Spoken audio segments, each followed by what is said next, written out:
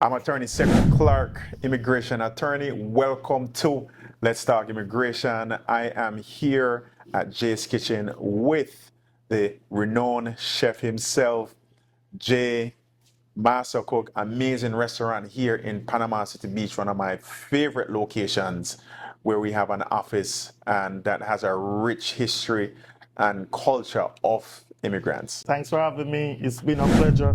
It's been a long time coming and it's finally here. I'm Jay's from Jay's Kitchen in Panama City Beach. Sekou, we've been in contact for maybe 2 years now. 2 years, yes.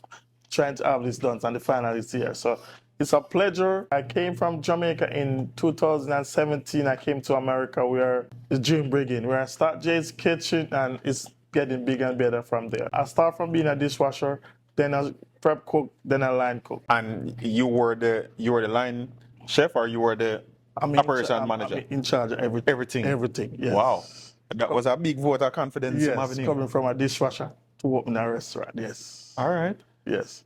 Then after that, now we did that fire, and they decided, all right, we're not going back to Jamaica because opportunity there for we, because we already have a big opportunity already. I make good money in a stable job. So they decided, say, I stay fire now. So I say, all right, you get yourself sorted out now. And we have a friend.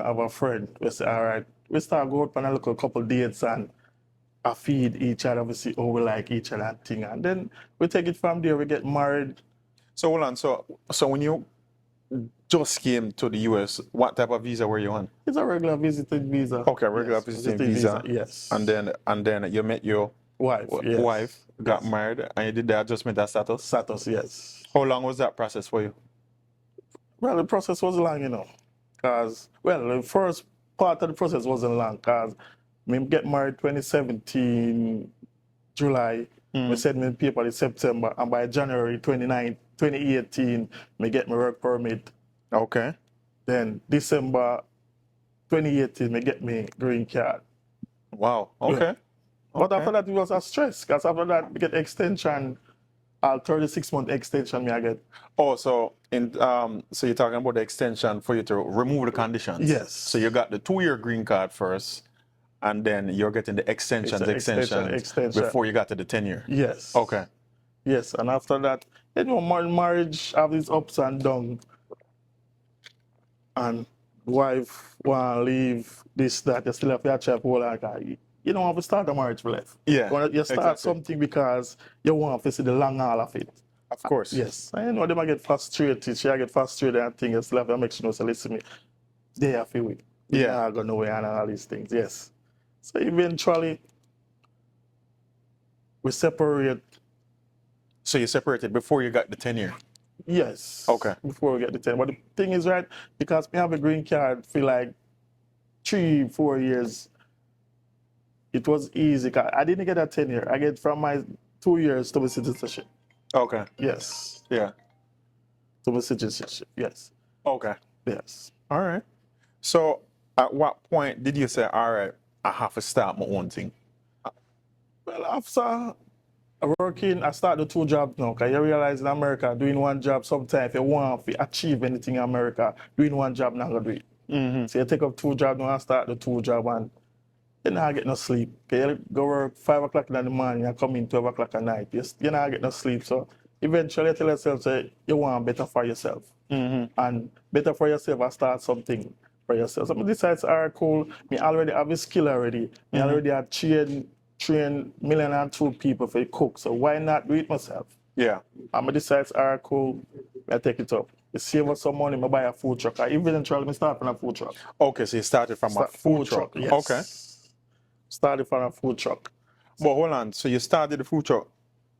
How did you get the capital to get the food truck? That's the thing. So in America, the first 2 years of America, I just work. I work 2 years straight without a day off. Wow. Yes. You worked 2 years straight without a day off. Save money. Wow. Have the capital. I'm just say, all right, I get a food truck. With God blessing, me go buy a food truck. And me have a food truck still for about 6 months. Because you never know when I get it, the amount of politics involved in operating a food truck at the time. Because you have to get the different license, different this, different that. And also, at the time I buy my food truck, I never buy it. You know, so you have to get the suppression system, now all this So you had way more operating expenses expense. Yes. than you could have bargained for. Bargain for, yes. So, And I feel like a lot of immigrant entrepreneurs, they run into that problem, whereas you are the talent, you start the business, and then you get into it, and then the operations of it, the costs, the licenses, Yes. the insurances, and upkeep upkeep of it, yes. start to beat you down, and then it tend, for some people, if they don't push through, they end up. They close, they give up. Yeah. But for me, I never have no other choice. I mean, I already use all of my capital already for this food truck. I already give up my jobs for this food truck. Yeah, so you're all in. You're all This in. have to work. There's Okay. no other chance. There's nothing. This have to work. Yeah. Yes, and I'm saying for 6 months, the food truck park, nothing I go on feet. I say what me already know. I just decide, all right, cool. The last of the capital, I have to spend it, get the license, get the suppression system installed, and me broke. Yeah. Bro, I don't know what me I do after that. Sorry, cool. We tell myself, all right, come 2019, January 5th, me have to open a food truck and me have to open it. So I save $500. I decide, all right, come I buy some food, I make a flyer, I send it out, I open it January 5th. So I broadcast the flyer, I have a friend, them send it out, all right, January 5th, JA's Kitchen open up, brand new food, Jamaican restaurant. Oh, so you said, okay, so you set the goal that you're going to move from the food truck to the actual brick and mortar restaurant. Now, that not halfway reach yet. Eh? That not reach yet. Oh, okay. Yeah. Yeah. At the time, I'm just the food truck open yet, I'm a broke. Oh, the food truck, they open yet. Truck, All right. I'm broke, and I have a capital fee. Open the food truck has everything gone in the suppression system, the license, the fees, and everything. I'm broke, so you end up a part there. See, one of the biggest challenges they face is where to find a part of the food truck, because on the beach is different from in town, and there's a city limit. Yeah. So if you don't know the city limit, you will end up in a lot of trouble. Yeah. Because with me say I wanted park the food truck on the beach, but the problem is, right, they don't allow food truck to park on the beach. Ah, okay. Yes. If they allow it, is probably 3 to 4 days, they allow it to park and have a move it go somewhere else. But me never want to have a food truck where me have to move every night. I want a set location where from 9 to 5, people can come here from 9 to 5 and get them food. I know Jay's are going to between these times. So were you the only person working in the food truck? Yeah, initially when we start. Okay. Yes. And then how much employees did you grow to in the food truck? 7. 7 people? 7 people. Some end up have 2 shifts now. One from 7 to 3 and one from 3 to close. So what was the big difference maker for you where you were able to, first jump off from not now go on to just you alone to having, you dip on your last dollar to then now you jump to 7. So what was the big game changer for you? The game changer is that people want quality food. Yeah. And Jay's is providing quality food. Okay. Yes, and people come for the quality food and have. Eventually, it started word of mouth spread till we not have hand to cook the food. Wow. Yes. So do you think being Jamaican and having that culture had a lot to do with you pushing through and getting to that level of success at that time? Yes, being Jamaican, because for where I grew up in Jamaica, I learned to listen me, we can't give up, no matter how tough the road is, we have to push through. Yeah. Because we don't have no other choice. Yeah. I just want and I just we are gonna do. And I decided to say before, I not give up. Yeah. I like to have sleepless nights. I'm just saying I'm not giving up. Wow. Yes, I'm just push through. All right. Yes. So then how did you jump from the food truck now to say, you know what, the truck is no longer enough, my outgrow it, I want to have my actual restaurant, my actual space? Oh yeah, so it's probably the second, my second food truck. As I buy a second food truck now, start operate 2 food trucks. Oh, so you had 2 trucks? Yes, 2 trucks. And then I realized the demand for Jay's is way bigger than what I thought. Yeah. And we decided, all right, cool, I open my brick and mortar now. That was an express on itself. Yeah. I can imagine. I can imagine. That was an express on itself. Because after we decided, all right, I open my brick and mortar now, I find a location. When I find a location, I can't find nowhere that was already a restaurant. So I have to find a location and build it out. myself. Okay.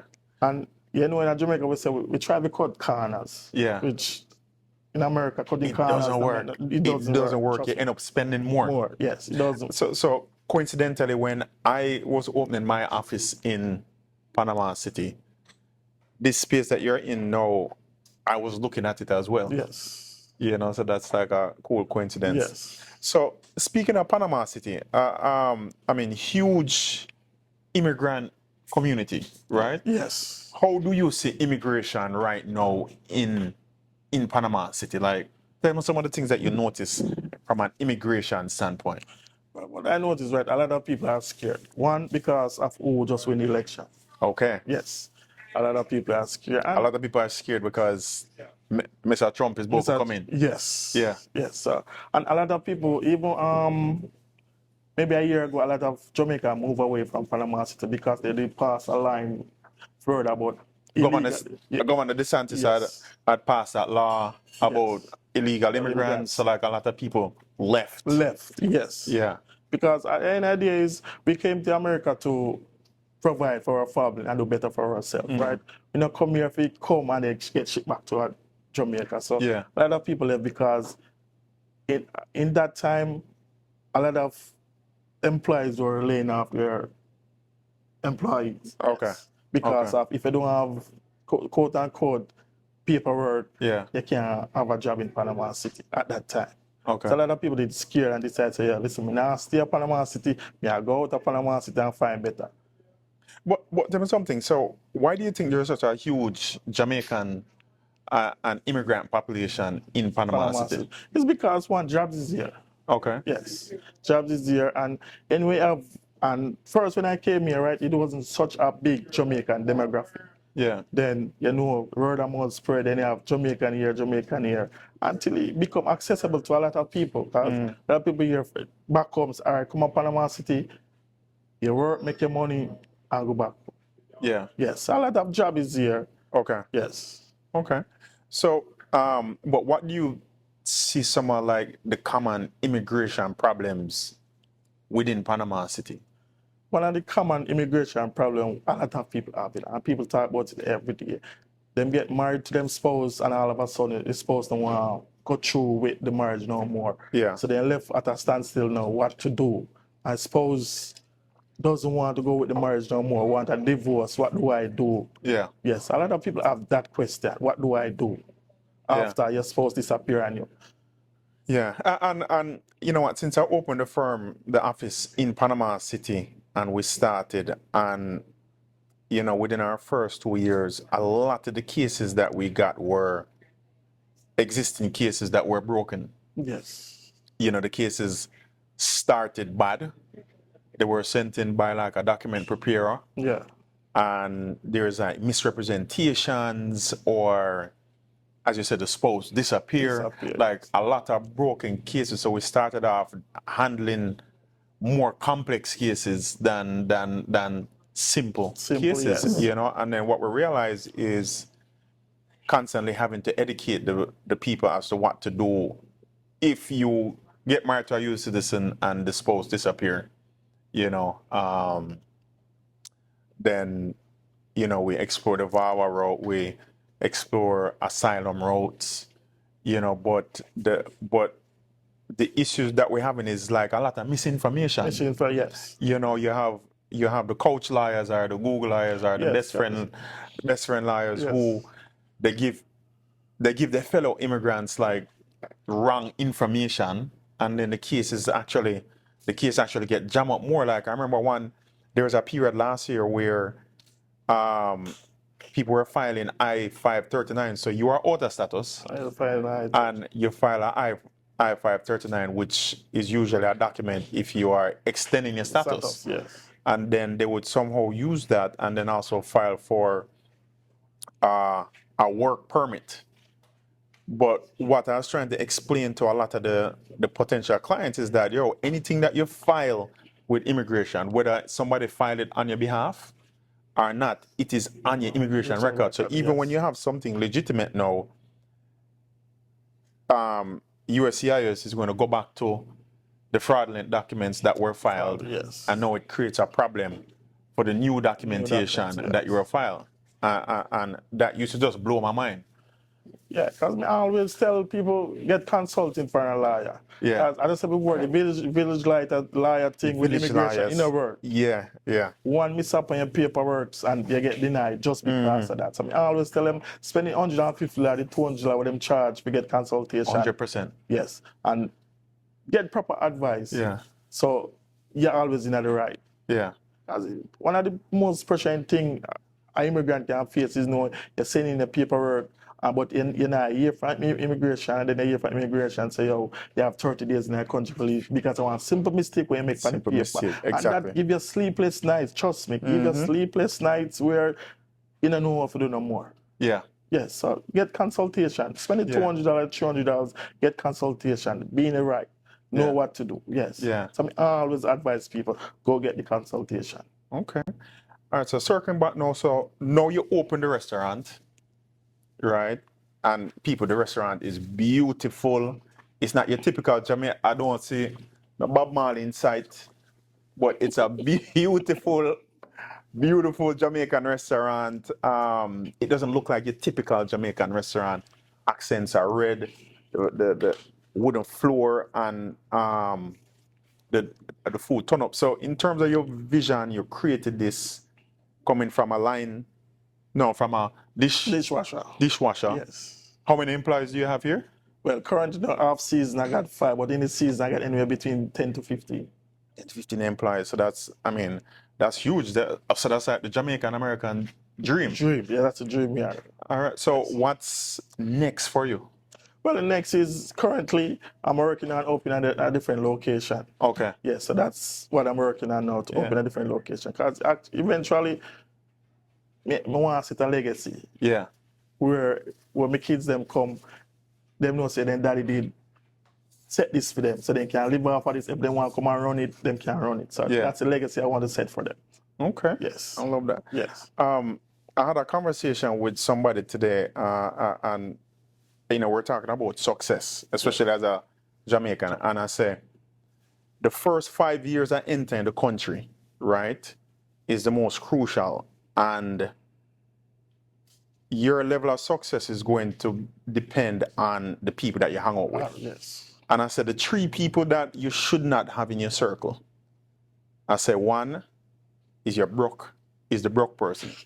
And the broke person doesn't mean them don't have money. It means is the mentality Yes. where them stuck into a side hustle or a hustle Also, yes. full time.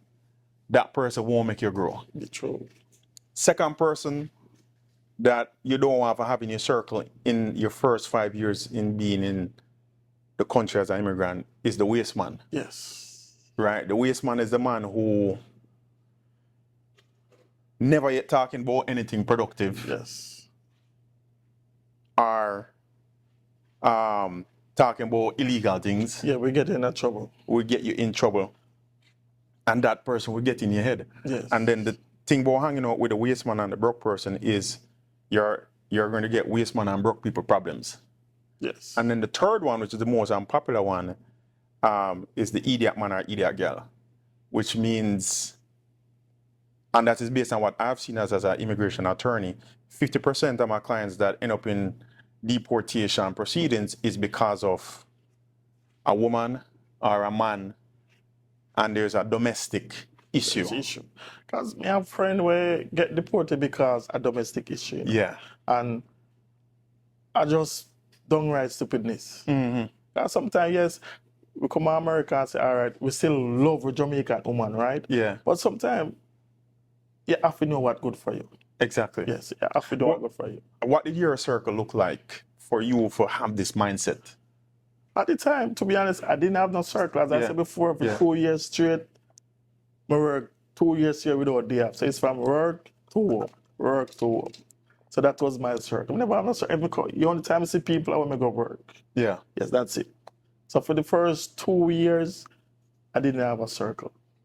Okay. Yes, I just work. Because I'm going to say before, me already make the option and say, listen, I just me I live. Me no want for the American, my mother have to get a phone call say your son in a trouble. And somebody said, say, listen, me I plug my head and do the right thing. Yeah. Yes.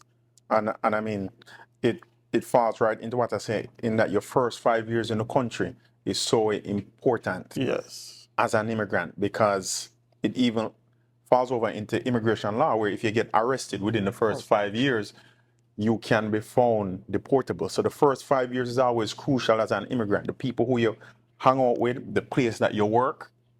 Because again, if you hang out with the waste man, the person with the broke mentality, or the idiot partner, you're going to get those type of problems. Yeah, you're gonna get into trouble, definitely. Definitely. Because I'm saying me have a whole heap of stories where me can't tell where me see people get deported for illegal of things. Yeah.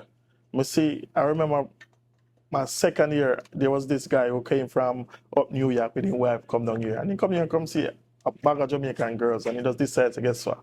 I'm gonna let wild.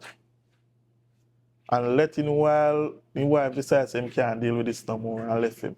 And he end up started with the wrong thing by the street, police catch him with drugs, a bag of things, and he end up get deported. Wow. Yeah, and he come here with his wife. And come with a wife. Yes. Wow. Wow. So a lot of things. As I said before, if you don't have your head on your body, if you don't stay focused, there's a lot of distraction in America to get off track. Wow. Yes. So speaking of, like, getting in trouble, another thing that I was discussing, or I have been discussing in the last week, is mass deportations. That President-elect Trump said that he will be enforcing. He said that one of his number one missions is to remove 11 million undocumented immigrants. So that means that is 2 million per year. Per year, yeah. And I was explaining that the most deportations took place under Bill Clinton. He was able to remove 1.8 million in 1 year. Ooh, right? it's a lot. So in that conversation, I was saying what happens, or what will happen under the Trump administration, right, is you will have, they're going to go after people immigrants who they're a threat to public safety, meaning, do you have a criminal record? Have you been arrested before? Or do you already have a deportation order entered against you? Right? Yes. But what I was explaining now, which goes into the argument with the waste man and the broke mentality, is that when these raids start taking place, and you never get into any trouble yet, you're about to start your process, you save up the money to start the process, but you're a par with a waste man who have a record, and there's a raid, and they come looking for him, and then you are there, and then run your thing and say, oh, you are undocumented as well. They gone with that too. So those are the problems that a lot of people will have under the Trump administration. Whereas if they do raids like how they did under the Clinton administration and under the Obama administration and Trump round one, where they raid places of work, they raid bus stations. If you are hanging out with the wrong person and you're targeting one person and you are there, you are going to get scraped up as well. Yes. And I think that is where a lot of the fear coming in, and a lot of people don't understand that the decisions and your choices that you make during this administration is going to be significantly more impactful. Like one wrong move, I get and you're gone home. All of the dominoes fall. So yes, people have to understand, right? Yeah. You're coming to a country where you're illegal, right?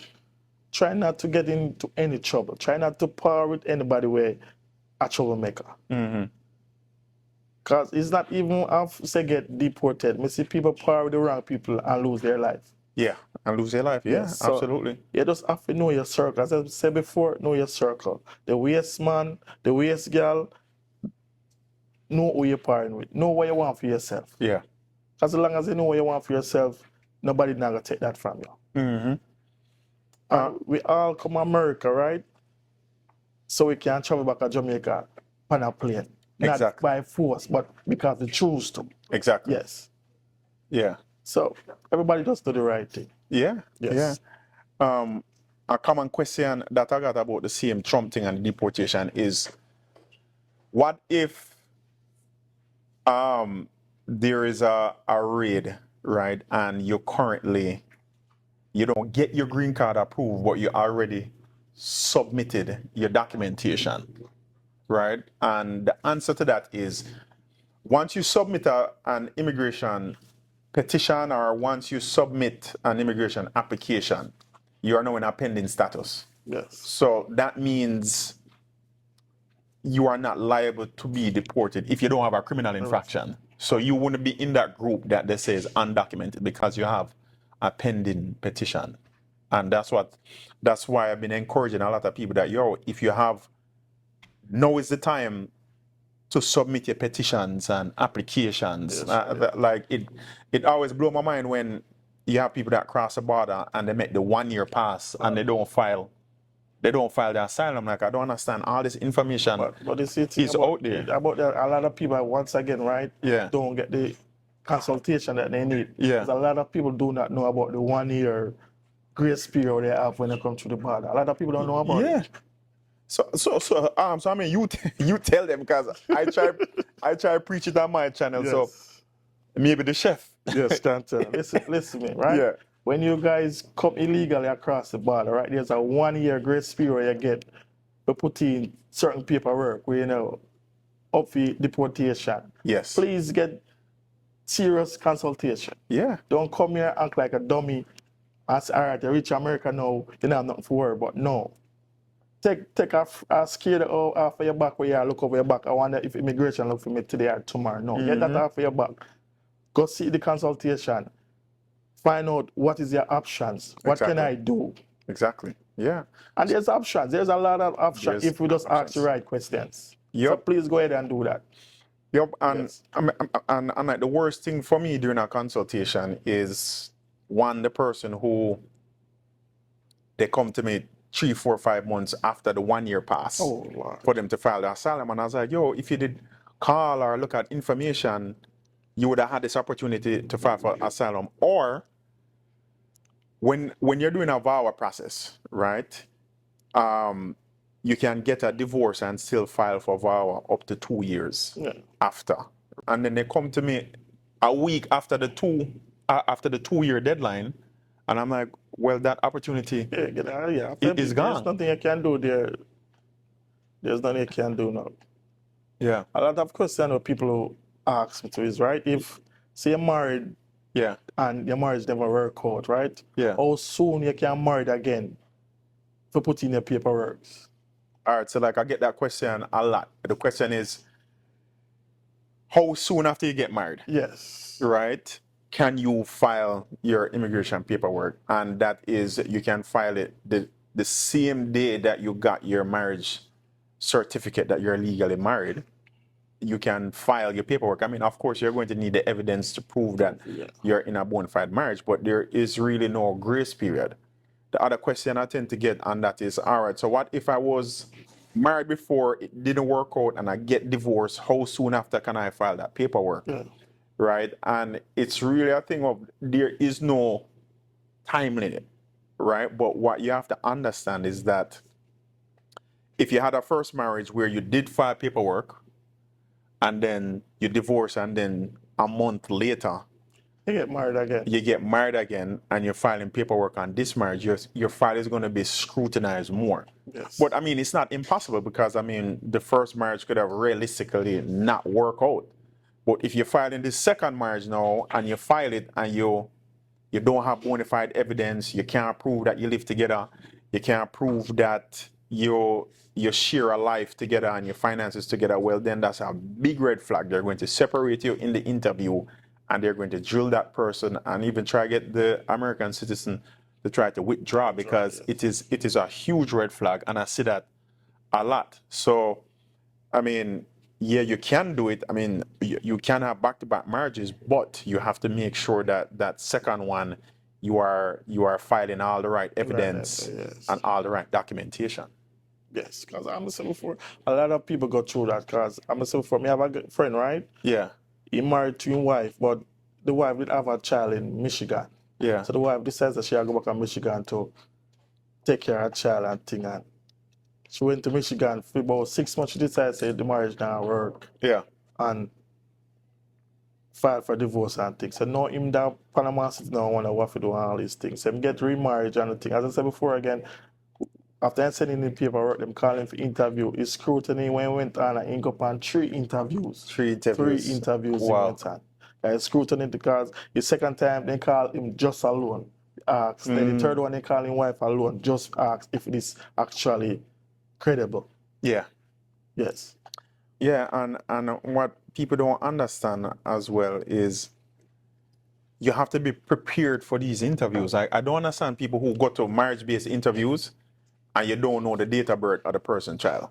Yeah, that don't make no sense. That's the first red flag if Yes. you're not answering the questions correctly. Yes. And then, I mean, a lot of time it is downhill from there. So if you're going on a marriage-based interview, you have to be prepared. It's one thing that in our firm, we don't send anybody on an interview unless we prepare them and actually bring them through a mock interview, which is so crucial to your case. Yes.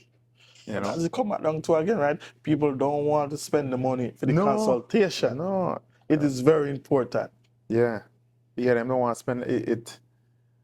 You know, sometimes people come to the office and them are ball about the price, but them full Gucci, bling, this and that. I'm saying, so the priorities kind of off. And Yeah. you know, I will never run down a person and say, yo, no, man, you have to sign up. No, I'm going to give you the information for you to make the decision about your life, because you have to know where the priority is. You know, like, yeah, some people say, yo, them can't pay for the process, but I'm like, you pay for rent, right? Rent, yes. But the rent, no matter if you're not deported, and then especially in this administration that is about to come in, the scrutiny is going to be so much more. Yes. You know, and even talking about the scrutiny, so another thing under the Trump administration that will be significantly more tighter is people coming into the country. So all the people with the B1, B2 visas, there's going to be more secondary. There is going to be more secondary inspection.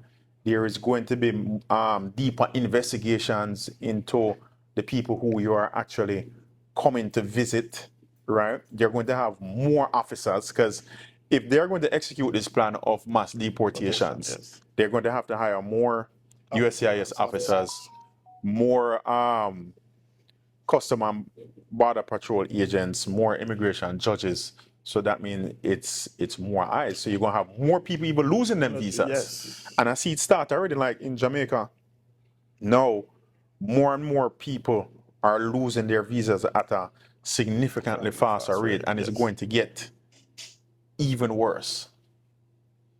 So, kind of changing gears, how are you preparing yourself? I mean, if any preparation at all, as an entrepreneur for this administration? I mean, some people say Trump is our business president. Are you looking forward to that part of it, or are you more concerned about the immigration part? I'm looking forward to both sides of it, because one, as I say, is a businessman, so operating a business, you know, more income for the business, right? But also for the immigration purpose, because we have employees who still go through them paperworks, still get through them paperworks, and also who still I worry, what if? So you still have a concern about that also. So I'm saying before, we just have to hope for the best. Put it away there, hope for the best. And that's what Mr. Trump do the right thing. Yes, and about with the madness when someone try to deport half of the country. Do the right thing. I see that he just hired a former ICE agent who has been one of the most strict ICE.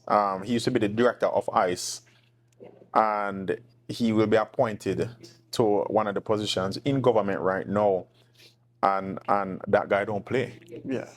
So you know, he's already putting certain things into place. But what I have to say to the people about the upcoming administration is, you have a period right now that you can sort out yourself. If you have that opportunity right now to get documentation filed, get it filed right now, because you don't know what he's going to take off the table. You know, people don't understand that Trump has the Supreme Court. We just found out that he now has the House. Yes. and he has the Senate. Senate, So yeah. it's like Thanos who get all of the stones. Yeah, everybody and then So him have everybody, so he can pass executive orders to remove certain petitions, to remove certain applications. So if you have the opportunity between now and January 21st or something like that to get in applications. But what else can you do, right? As an immigrant, you definitely want to be walking around with any immigration documentation that you have. Whether it is a pending petition that you have, make sure you at a minimum have a picture of it, right? You want to have a picture of it so that if you are approached, especially if you live in a state like Florida, if you are approached or you get caught up in a raid, you're able to say, hey, here's my documents. here's my documentation. Here's my documentation. So that's definitely one thing that I advise. You definitely want to know your rights with ICE in terms of them coming into your house. You don't have to let somebody into your house, but they can have a warrant for you. Yeah. So you don't want to have nobody in your house who have warrant. Yes. Because if you have somebody in your house who has a warrant and your papers aren't right and them come for that person, you will get jammed up as well. What advice would you give to someone, right, who just decided to run off in America, say 8 months ago, but the option to present itself yet to find someone to marry to? What advice you would give to them? So I always break down immigration to people like this, right? You have to look at your status as like a bridge, right? Yes. You come in and you're on a B2 visa, H2B, it is a bridge. Once you go out of status, that bridge is now broken, right? You cannot just jump from one end over back in status. You have immigration will hold you to that period that you are now illegal or you've gained unlawful presence. So a person who just entered on a B1, B2, 8 months, so that means they have been out of status For 2.5 months. for 2.5 months. There's still asylum on the table. But the things that are not on the table is your job cannot petition for you, the church cannot petition for you, your brother cannot petition for you, your parent cannot petition for you if you're under 18, right? So usually the only things that can really fix an overstay is one, if you get married to a United States citizen, if you have a United States citizen child that is 21 years or older that can petition for you. There is the U visa, whereas if you have been a victim of some type of crime, right, you can file for that U visa whether you are in status or out of status. There's also the T visa if you're a victim of human trafficking or if you are working in an environment where you're being forced to work for significantly less than minimum wage and they're using your immigration status to keep you there. Keep it there, okay. Or asylum. So those are the things that you can file whether you're in status or out of status. But particularly out of status, those are the only things that you can file you can file to get you back in status, right? Yeah. So you always have to think about it. If you break the bridge of your status, you have to rebuild it. You cannot just jump from H2B, B1, B2, F1, J1, and you go out of status and then think that you can just reapply and for one of those visas and get back, right? And another thing that people always seem to not understand is you cannot just apply for a work permit. There's no such thing. You cannot just apply for an I-765 by itself and you're out of status. Every work permit is attached to some other application, right? Whether it's a I-140, an H2B, H1B, J1, asylum, marriage-based petition, it has to be attached to something. The other question people always ask me from that, they're like, oh, hey, I'm out of status, but I have a social. I got the social when I came here, so I can just use that and work, right? No, you still have to have a work authorization. Yes. The social is literally just for you to pay taxes. Taxes, yes. Then them say, all right, well, I have an ITIN number. I can do something with that. No, the ITIN number is an individual tax identification number for you to pay taxes because you don't have a social security number. Yes. You have some places that would employ you with that, right?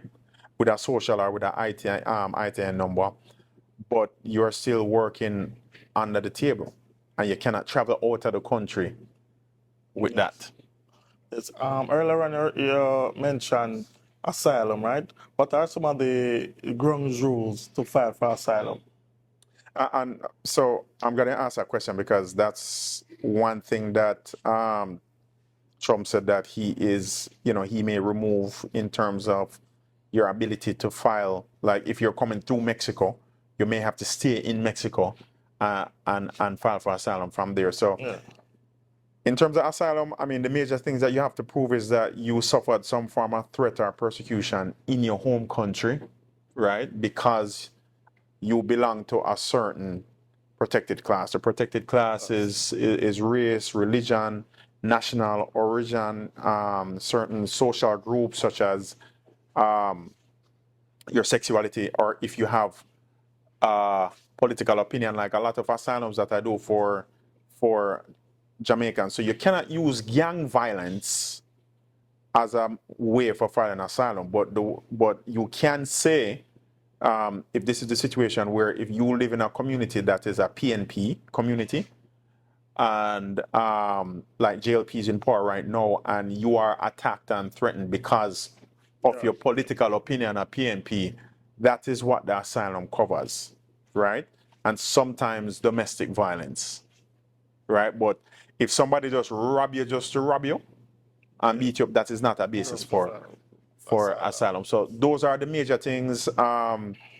We have to pull the country reports as evidence. We have to get personal affidavits. We have to have some type of evidence to also prove. I always tell people that if you have a document preparer that has filed an asylum for you and it is only 10 pages, man, you're going to get deported, man. Asylums that go out typically from our office, asylums vows, they're over 100 pages. So you have to make sure that you have the right documentation that is going in. Yes. All right. So do we have any questions? From the audience, yes. Yeah. What's your question? All right. So the question is, how long does our green card holder have to wait before they can apply for citizenship? Yeah. So if they got the green card through marriage, right, it can be 3 years if they're still in that marriage. Right? So if they're still in that bona fide marriage, it's 3 years. If they're no longer in that marriage, it's 5 years. Right? So if they're still together, married, 3 years of having the green card, not 3 years of being married, 3 years of having the green card, he can apply for his citizenship and then he can apply for you, as the mother. Yes. Yeah. Any more questions? So the question is, if you're an F1 student, how can I transition into another type of status, right? Yeah. So typically with students, depending on the type of degree, it would be an employer that would be petitioning for you. So it can be an H-1B. If you're a specialized type of degree and you are already working for someone, that company or employer can actually petition for your green card through the EB2, right? Or EB3 if you're a specialized employee. But you need a sponsor. You have to have a job offer and you need a sponsor from that employer. The other way is if you're starting a business and you have capital, right? You can do an investment visa such as the E2, right? And that investment, I mean, if you wanted to start a food truck, Yes. that's like what? 40, 50, 60, 70K? Yes. Somewhere there, you start a food truck, that's a business, right? And you can get an E2 visa that way as well. So those are typically the different routes outside of marriage-based petitions. But Mr. Trump said on his campaign tour that if you graduate from a 2-year or 4-year college, that he's going to make it available that you get a green card. But we will see if that is an empty promise or not. Yeah, so the question is basically adjustment of status, and a lot of people find it challenging because they don't want to go the marriage route, right? But the challenge that the typical person faces is that they're out of status. Yeah. So because they're out of status, a lot of the options are now off the table, right? And you're left with asylum, T visa, U visa. The timeline typically for those is up to 3 years. Is up to 3 years. But during that time, you're able to get a work permit, a social, and a travel document. Yeah. So those are the typical time spans for those type of visas that you can apply for if it's applicable to you and your outer status. Okay, so this is a good question. The question is, how will the Trump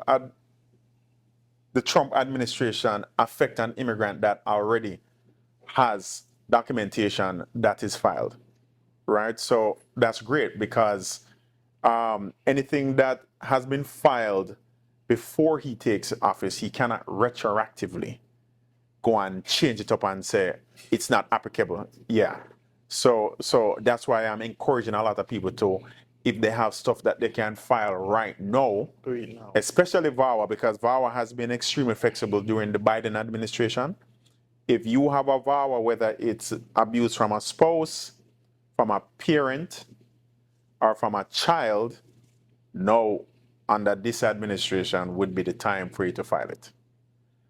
So that answers the first half of your question. The second half, as in, how will it now affect people who are trying to file, right? It's going to affect people who are trying to file. One, it's going to be scrutinized more, right? Two, they're going to look at more of your immigration history. You being undocumented, are you a threat to public safety? Do you have a removal order? It's going to be scrutinized significantly more. And then three, he will have the power to file executive orders to remove certain things. Like I remember during his first presidency, he had paused the ability for U.S. citizens to file for their children, U.S. citizens to file for their parents that are outside of the country. He had paused that. So, and he used COVID as the reason for that. And he had restricted some work visas as well.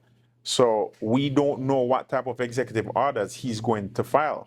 So, I mean, there is a world where he could remove the ability to file for your parent if they're outside the country, or file for certain type of employees. You know, so that is the reality that we're going to face, is that we don't know if he's going to limit a lot of the petitions that you have right now. Like, is he going to remove TPS for some of the Venezuelans and the other countries that are on TPS now? Is he going to go ahead and fully cancel DACA? Right? Those are all possibilities because, again, he has all branches of government going into office. All right. Do you have any questions on? Yes. If you finish your J1 program, can you go on an H2B program? Yeah, so the question is, if you are on your J1 visa and you wanted to transition to an H2B visa, you definitely can. So if you're on a non-immigrant visa like a J1 or H2B or religious visa, yes, you can transition to another visa like that as long as you are still in status and not out of status. Yeah, so we'll take one more question. This? Okay. What if someone is an asylum seeker and it's still pending when the new administration takes over? Yeah, that's a good question. So the question is, what if you file your asylum right now and it's still pending once the Trump administration takes over? So again, retroactively, he cannot change the asylum laws that you filed it under. But what he can do is,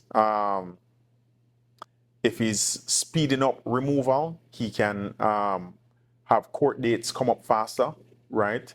To try to get you in a faster removal process from the country. So I think that's it, man. I mean, we Yes, covered a lot. a lot, We yes. were able to hear your story, you know, from Clarendon to washing dishes to food truck to now having your, you know, your amazing restaurant Yes. with great food, you know, in the heart of Panama City.